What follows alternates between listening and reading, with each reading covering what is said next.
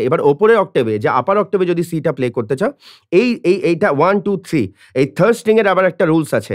এখানে যেমন তুমি এই ফিফথ স্ট্রিং এ যেমন 2 4 আঙ্গুল দিয়ে বাজিয়েছো, তোমরা এখানে এই যে এখান থেকে C D E F G A B C আসলো। এবার এখান থেকে আপার অক্টেভে যদি আমি সিটাকে প্লে করি, আমি দুটোই একসাথে তোমাদেরকে দেখিয়ে দিচ্ছি। দেখো এখান থেকে হচ্ছে এখানে ফিঙ্গারিং এর নিয়ম হচ্ছে এই যে এখান থেকে শুরু হচ্ছে, এটা ফিফথ ফ্রেট থার্ড স্ট্রিং থেকে শুরু হচ্ছে, ঠিক আছে? ফিফথ ফ্রেট, তাহলে আমি ফ্রেট দিয়ে যদি বলি 5 7 5 7 5 6 8 5 7 5 6 8, তারপর হচ্ছে 5 7 8।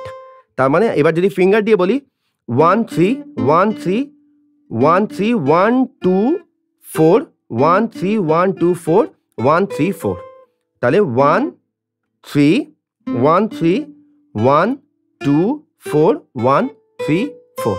তাহলে এই পুরো দুটো অক্টেভেই তোমাদেরকে সি মেজর স্কেল প্লে করে দেখিয়ে দিলাম। তোমরা মন দিয়ে প্র্যাকটিস করো, কেমন লাগলো অবশ্যই আমাকে জানিও।